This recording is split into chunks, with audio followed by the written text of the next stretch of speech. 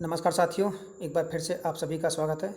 देखिए, इस वीडियो में आज बात करेंगे भौतिक प्रदेश के बारे में, यानी राजस्थान के जो भौतिक प्रदेश हैं उनके बारे में बात करेंगे कि राजस्थान के भौतिक प्रदेशों का बंटवारा किस प्रकार किया गया है, इसके बारे में जानेंगे।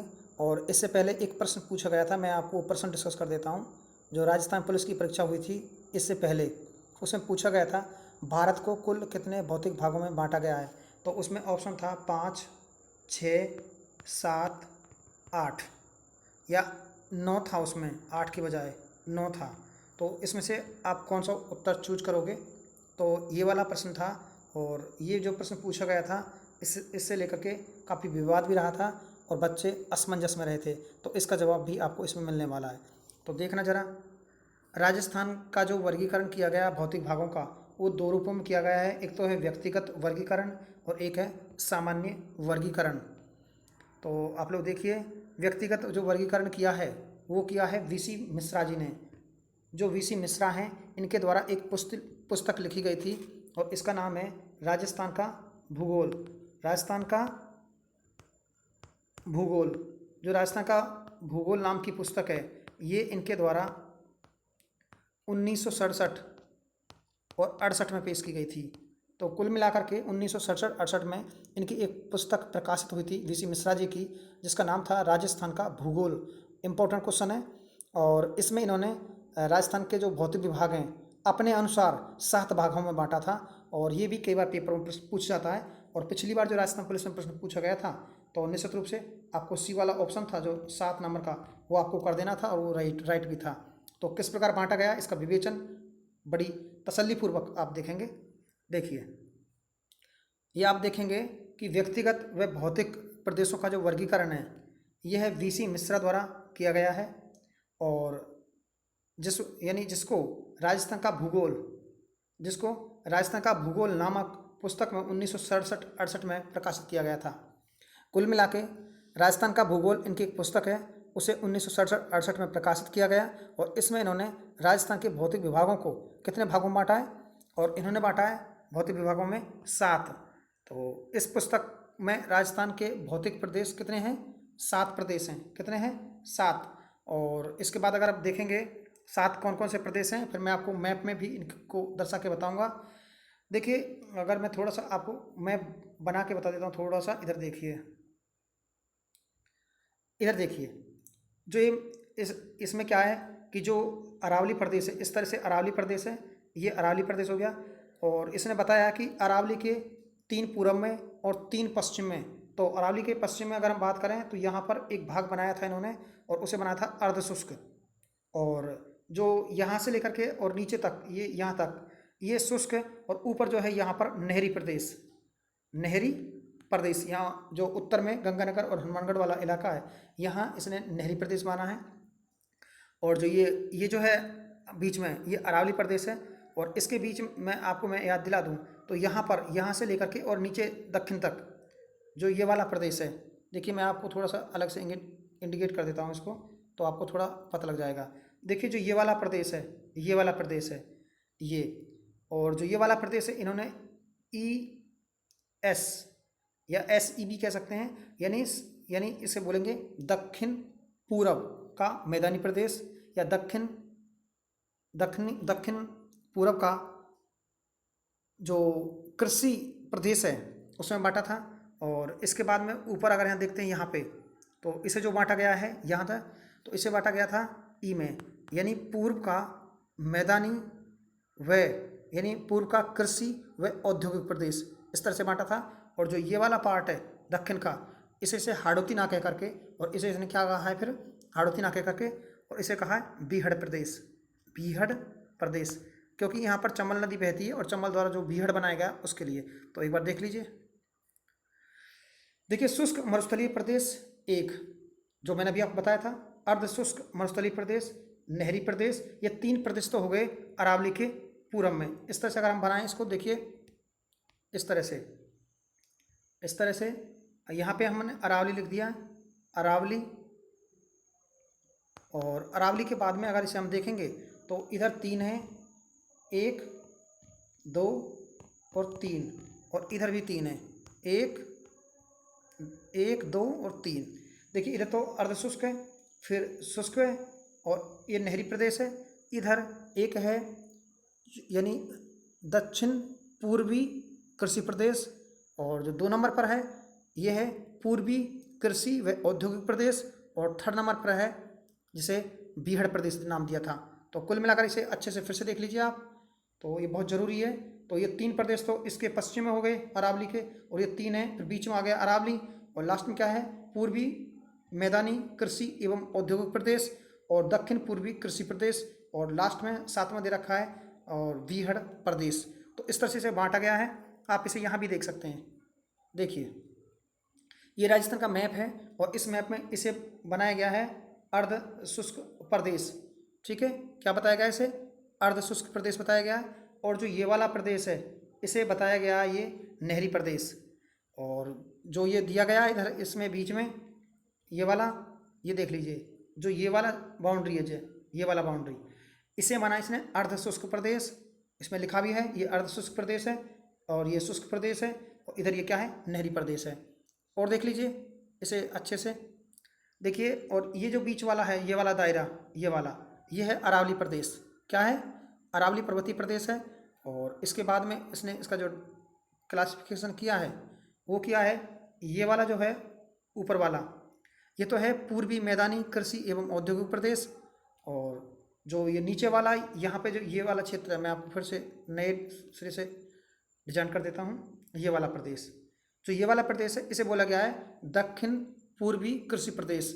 और बचा हुआ जो प्रदेश है, जो बच रहा है वो देख लीजिए, ये बच रहा है ये वाला भाग, ये वाला भाग, और इसे इसने नाम दिया है हाड़ौती प्रदेश। क्या नाम दिया है, हाड़ौती प्रदेश। तो कुल मिलाकर के वीसी मिश्रा जी ने इस प्रकार से 7 भागों में भौतिक प्रदेशों को बांटा है।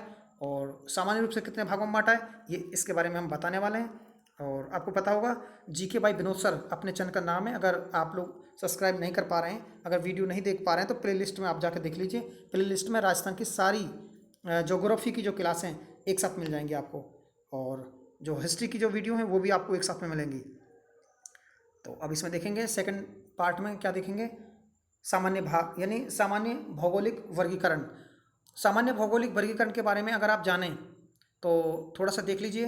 मैंने अभी जो व्यक्तिगत वर्गीकरण बताया था वो तो एक मात्र व्यक्ति जिसका नाम वीसी मिश्रा जी हैं, उन्होंने राजस्थान के भौतिक भागों को 7 भागों में बांटा था। वो आप एक बार वीडियो को रिफ्रेश करके देख लेना। और जो सामान्य भौगोलिक वर्गीकरण है इसे 2 रूपों में बांटा गया है। 2 रूपों में कैसे, उच्चावच के आधार पर और जलवायु के आधार पर। तो देखिए जलवायु के आधार पर राजस्थान को यानी उच्चावच और जलवायु के आधार पर राजस्थान को 4 भौतिक भागों में बांटा गया है। देखिए सामान्य जो वर्गीकरण वो तो 4 है, और अगर इसे हम देखें कि जो इसका वर्गीकरण जो व्यक्तिगत वर्गीकरण है वो इसके 7 भाग हैं। तो सामान्य वर्गीकरण तो है इसका 4 और व्यक्तिगत वर्गीकरण है इसका 7। तो ये आपको ध्यान रखना है, ये प्रश्न पिछली बार पूछा जा चुका है, फिर से पूछा जा सकता है। तो ये देख लीजिए। और उच्चावच के आधार पर इसे 3 भागों में, 3 भाग इसके उच्चावच के आधार पर, और जलवायु के आधार पर 1 भाग बांटा गया है। कैसे, जरा देखिए। देखिए जो ये उच्चावच में जो ऊंचा वाला भाग है, जो इसे माना गया है अरावली पर्वतीय प्रदेश। क्या माना गया है, अरावली पर्वतीय प्रदेश माना गया है। और जो जो ये नीचे अरावली के नीचे या मीन्स ऊंचे पर्वतों के बाद में जो ऊंचे भूभाग लेकिन वो सपाट हैं, पठार कहलाते हैं, तो इसे पठारी भाग। और निम्न जो क्षेत्र है ये वाला, इसे इसने माना है मैदानी प्रदेश सामान्य वर्गीकरण में। तो जो यहाँ तक का जो वर्गीकरण था वो तो था उच्चावच के आधार पर। किसके आधार पर, उच्चावच के आधार पर। और जो ये वाला वर्गीकरण है, ये वाला वर्गीकरण है, ये है जलवायु या वर्षा के आधार पर। तो कहने का मतलब है जो सामान्य वर्गीकरण है राजस्थान के भौतिक प्रदेशों का वो 4 रूपों में हुआ है। तो 3 तो हुआ है उच्चावच के आधार पर, और 1 हुआ है जलवायु के आधार पर। तो ये देख लीजिए कौन कौन से भाग हैं। तो यहाँ देखिए एक बार मैं थोड़ा छोटा करके दिखा देता हूँ आप लोगों को। यानी राजस्थान के भौतिक प्रदेश यानी जो सामान्य वर्गीकरण है, और इसके बारे में आप अच्छे से देख लीजिए। देखो ये देखिए, अगर हम यहाँ पे देखेंगे इसको तो आप जान पाएंगे कि देखिए ये तो पूरा की पूरा पश्चिमी राजस्थानी प्रदेश है। कैसा है, पश्चिमी राजस्थानी प्रदेश। से आराम से आप देख लो, थोड़ा सा और बड़ा कर देता हूँ मैं आपको। देखिए ये देखिए जो यहाँ से यहाँ तक लेकर जो अरावली है, अरावली के पश्चिम में पूरा ये क्या है, जो मरुस्थल है, और इसको हम बांटते हैं जलवायु के आधार पर। और जो ये तीन पार्ट हैं, जो ये वाला अरावली वाला प्रदेश, ये वाला अरावली वाला प्रदेश, और जो ये बांट रखा है, मैं आपको बता देता हूँ थोड़ा सा। जो ये वाला भाग है ये मैदानी प्रदेश है, और जो लास्ट में दे रखा है ये वाला प्रदेश, ये वाला, ये है हाड़ौती प्रदेश। तो कुल मिलाकर के चार भौतिक भाग हैं, पश्चिमी रेतीला प्रदेश या उत्तर पश्चिम का रेतीला प्रदेश, और एक है मध्यवर्ती अरावली प्रदेश, और पूर्वी मैदानी भाग, और इसमें एक दे रखा है हाड़ौती प्रदेश। सामान्य रूप से चार भागों में बांटा गया है, जबकि व्यक्तिगत रूप से इसे 7 भागों में बांटा गया है राजस्थान के भौतिक भागों को। अब आपको क्लियरिटी से समझ में आ गया होगा। इसके बाद देखिए अगर इनका वर्गीकरण भी दे रखा है यहाँ, एक बार अगर समझें हम थोड़ा सा। देखिए जो ये है राजस्थान का जो पश्चिमी रेगिस्तान है वो 61.11% भूभाग पर है, और जो मध्यवर्ती अरावली का जो भाग है वो 9% पर है। आप इसे ऐसे भी लिख सकते हैं, देखिए यहाँ पश्चिमी रेतीला मैदान है, और इधर अरावली है, इधर अरावली और मैदान, और इसके बाद में हाड़ौती, मैं यहाँ हाड़ौती लिख देता हूँ। तो कुल मिलाकर के जो रेतीला मैदान है इसमें 61% भूभाग, 61.11% भूभाग पर क्या है, रेगिस्तान है, और 9% भाग पर क्या है, अरावली है, और इसके बाद में जो 23% भाग पर क्या है, मैदानी प्रदेश है, और 6.89 यानी 6.89% भूभाग पर क्या है, हाड़ौती का प्रदेश है। तो इसे आप यहाँ भी देख सकते हैं मैपिंग के माध्यम से।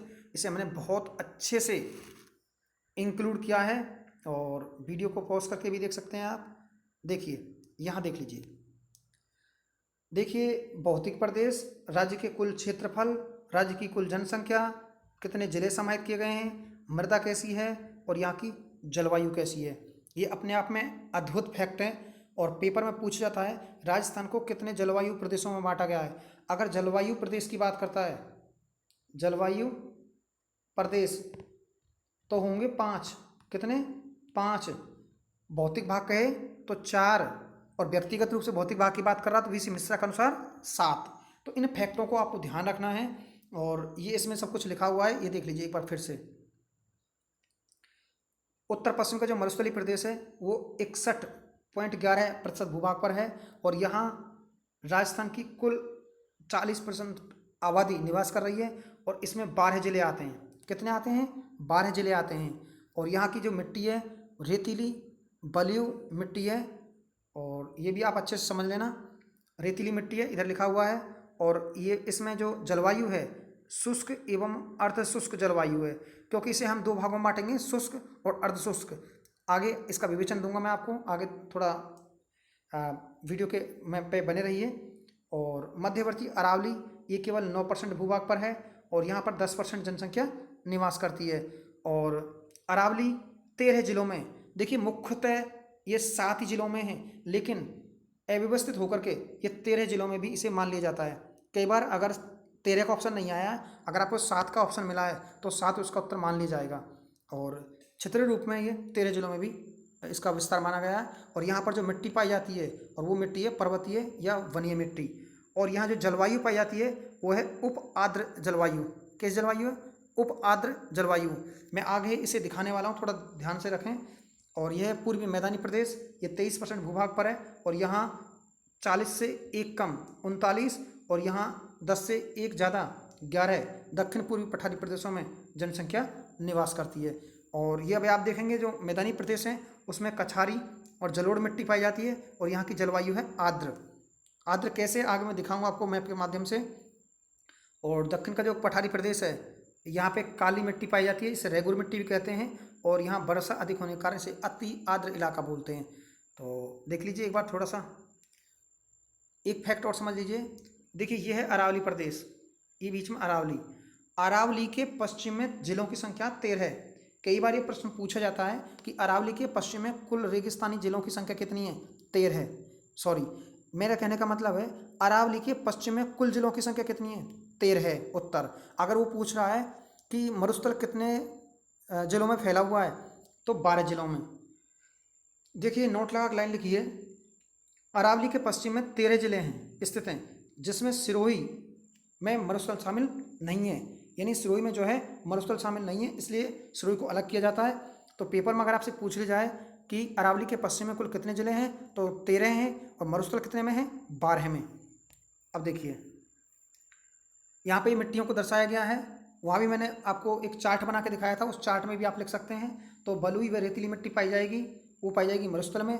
अरावली में पर्वतीय या वनीय मिट्टी पाई जाएगी, और मैदानी भागों में जलोढ़ या कांप मिट्टी जलोढ़, कच्छारी या कांप मिट्टी पाई जाएगी।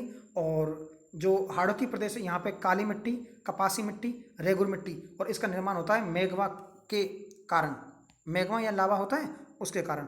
अब देख लीजिए, निश्चित रूप से यहाँ से रीट में भी प्रश्न पूछा गया था, अभी बीती 2022 की जो रीट परीक्षा हुई उसमें भी प्रश्न पूछा गया, अभी भी प्रश्न यहाँ से आने की फुल उम्मीद है। तो ज़रा देखिए एक बार, देखिए जो ये जलवायु प्रदेश है, इसे कितने भागों में बांटा गया है, इसे बांटा गया 5 भागों में, क्योंकि इसमें जो मरुस्थल है इसके 2 भाग कर लेते हैं। कितने भाग कर लेते हैं, 2 भाग। एक भाग तो ये हो जाएगा और एक भाग हो जाएगा इसका ये। देखिए मैं आपको दिखा देता हूँ थोड़ा सा, ये वाला, येलो वाला, और इसमें एक अरावली हो ही जाएगा, ये आपको दिख रहा है अरावली। देखिए ये अरावली है, ये वाला अरावली, और ये मैदानी प्रदेश है। देखिए ये मैदानी प्रदेश है टोटलिस्ट, ये वाला मैदानी प्रदेश है, और इसके बीच में बचा हुआ है जो, और वो है यहाँ पर हाड़ौती प्रदेश। क्या है, हाड़ौती प्रदेश। तो इसमें क्या है, ये 5 जलवायु प्रदेश हैं। तो एक येलो कलर का है, रेड कलर का है, और फिर पिंक कलर का है, और फिर ये ग्रीन सा कलर है, और ये फिर नीला कलर है। तो कुल मिलाकर 5 जलवायु प्रदेश हैं। तो मैं आपको फिर से बता रहा हूँ, यहाँ देख लीजिए, एक है यानी शुष्क मरुस्थलीय जलवायु, कौन सी है, शुष्क मरुस्थलीय जलवायु। तो एक तो ये हो जाएगी एक भाग, और दूसरी हो जाएगी अर्ध शुष्क, अर्ध शुष्क। देखिए मरुस्थल में ही 2 प्रकार की जलवायु हो गई, एक शुष्क मरुस्थलीय जलवायु और एक अर्ध शुष्क मरुस्थलीय जलवायु। अब बात आती है आर्द्र की, मैं इधर लिख देता हूँ, एक शब्द है आर्द्र, आर्द्र लिखा हमने, और फिर आर्द्र लिखा हमने, आर्द्र, और एक बार आर्द्र और लिखना है, आर्द्र। तो आप लोग समझ पाएंगे इससे, जो हमने आर्द्र आर्द्र लिखा है ना, तो इसमें क्या है, जो हाड़ौती प्रदेश है वो तो है अति, देखिए अगर यहाँ ये हो जाएगा अति आर्द्र, नीचे वाला लास्ट वाला अति आर्द्र।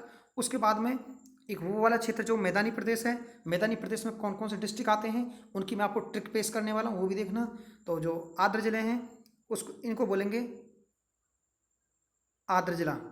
तो जो ये मैदानी प्रदेश उसमें आर्द्र आएंगे, और जो अरावली पर्वतीय प्रदेश है उसमें आती है उप आर्द्र। कैसे आती है, उप आर्द्र जलवायु, यानी अरावली का भाग उपाद्र कहलाता है, मैदानी प्रदेश आर्द्र कहलाता है, और अति आर्द्र कहलाता है, आप समझ पाए होंगे, हाड़ौती प्रदेश। यहाँ बरसात वगैरह ज़्यादा होती है इसलिए। तो ये इसमें लिख भी रहा है, अगर आप देख पा रहे हो तो, शुष्क अर्ध यानी शुष्क मरुस्थलीय प्रदेश, ये अर्ध शुष्क है। और यहाँ पर जो जलवायु है, तो ये आपको दिख रहा है अर्ध शुष्क मरुस्थलीय प्रदेश की जो जलवायु है। और ये क्या है, उप आर्द्र जलवायु, ये अरावली की है, और मैदानी प्रदेश में पाई जाती है आर्द्र जलवायु, और हाड़ौती प्रदेश में पाई जाती है अति आर्द्र जलवायु। ठीक है, और शुष्क मरुस्थलीय जलवायु तो पाई जाती है यहाँ पे, जो शुष्क वाला पार्ट है, और अर्ध शुष्क जलवायु प्रदेश पाए जाते हैं जो सेकंड वाला उस पर। तो कुल मिला के 4 भौतिक भागों में, मैं फिर से लिख देता हूँ, 4 तो हैं भौतिक भाग, 4, और इस 4 भौतिक भाग हैं सामान्य वर्गीकरण में। व्यक्तिगत वर्गीकरण में इसके 7 भाग बताए गए वीसी मिश्रा ने, और जलवायु प्रदेशों में बांटा गया 5 में। तो ये तीनों फैक्ट आपको दिमाग में होने चाहिए हमेशा, अगर आपसे दिमाग से निकल रहे हैं इसका मतलब कंफ्यूज नहीं पढ़ना है आपको, परिपक्व पढ़ना है। और अब देखिए, तो इसमें हम बात करेंगे, सबसे पहले फर्स्ट भाग है और उसका नाम है उत्तर पश्चिम का मरुस्थलीय प्रदेश। अब तक हम इसके बारे में बेसिकली वैसी जानकारी ले रहे थे कि कौन सा प्रदेश कितने क्षेत्रों में फैला हुआ है, कौन सा क्षेत्र राजस्थान के किस भाग में आता है, जलवायु कैसी होगी इधर की, यानी जलवायु प्रदेशों के भाव से कैसे बांटा गया है इसको, वो सब समझ लिया हमने। अब जानेंगे, बहुत अच्छी शुरुआत है। और यह है उत्तर पश्चिम का मरुस्थलीय प्रदेश। तो देखिए उत्तर पश्चिम का जो मरुस्थलीय प्रदेश है इसे थार मरुस्थल के नाम से भी जाना जाता है, और इसका जो निर्माण है, क्या है इसका, जो इसका निर्माण है वो हुआ है टर्सरी काल में। कौन से काल में, टर्सरी काल में। लेकिन कई बार ये भी देते हैं इसे प्लीस्टोनी काल, देखिए प्लीस्टोसनी काल, तो प्लीस्टोसीन काल भी इसे कह सकते हैं कई बार, ये भी उत्तर में आता है। और टर्सरी काल जी, अगर इसका सबसे उपयुक्त अगर अलग अलग ऑप्शन में दिया गया है तो टर्सरी काल मान लेंगे।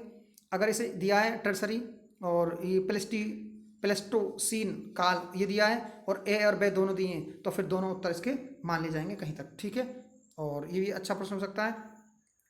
अकबर के विस्तार की बात करते हैं, जो रेगिस्तान जो प्रदेश है, जो मरुस्थलीय प्रदेश है, इसका विस्तार है। और विस्तार कैसे है इसका, लंबाई तो है इसकी 640 किलोमीटर, यानी ये जो दक्षिणी इलाका यहाँ से लेकर के और ऊपर अगर हम जाएं हरियाणा की तरफ, देखो ये इस तरह से, इस तरह से, तो इसकी लंबाई 640 और इसकी जो चौड़ाई है ना, जो लंबाई इसका जो चौड़ाई है वो 300 है। कितनी है, 300, और इसकी ऊंचाई है 200 से 300 मीटर के समथिंग, ठीक है। और आगे देखिए इसको, ये ट्रिक दी गई है, यानी इसमें दिया गया है नोट लगा के, बहुत अच्छा क्षेत्र ये क्या है, मरुस्थल का कुल क्षेत्रफल 1,75,000 वर्ग किलोमीटर है, जिसमें से शुष्क का है कितना, अर्ध शुष्क का है कितना, वो सब आपको जानना है। तो एक बार समझ लीजिए थोड़ा सा। देखिए मरुस्थल का ढाल, ये भी अच्छा प्रश्न है, पिछली बार पूछा गया प्रश्न है, अभी रीट में ही आया है। तो मरुस्थल का ढाल, ढाल क्या है, देखिए आप लोगों को पता होगा, जिधर से नदी अपना पानी लेकर जहाँ पटकती हैं वो उसका ढाल ही होता है, अपने ढाल की ओर बहती हैं नदियाँ। तो आप लोग इधर देख लीजिए थोड़ा सा, ये सब लिखा है NE और SW, यानी नॉर्थ ईस्ट लिखा हुआ है ये, और ये लिखा हुआ है SW, यानी उत्तर पूरब से और दक्षिण पश्चिम की ओर इसका ढलान है, ये भी आपको समझ लेना है। उत्तर पश्चिम से उत्तर पूर्व से दक्षिण पश्चिम की ओर, ठीक है, ये आपको समझना है। और मैं आपको यहाँ दिखा देता हूँ किस तरह से इसका ढलान दिखाया गया है। देखिए एक चित्रकारी लूनी नदी, यहाँ पे हमने लूनी नदी को दर्शाया है, लूनी नदी है और यहाँ पे हमने उत्तर लिखा है, यहाँ पे हमने पूर्व लिखा है, ये दक्षिण है और ये इसका पश्चिमी इलाका है। तो कुल मिलाकर लूनी यहाँ से निकलने के बाद में इस तरह से बह रही है, इस तरह से बह रही है, जिधर लूनी का पानी आ रहा है वो ढलान की तरफ आ रहा है, तो ये रेगिस्तान की सबसे लंबी नदी मानी जाती है लूनी। तो यहाँ से लेकर के, तो इसे हम कह सकते हैं इसका जो ढलान है मरुस्थल का वो उत्तर पूरब से दक्षिण पश्चिम की ओर है।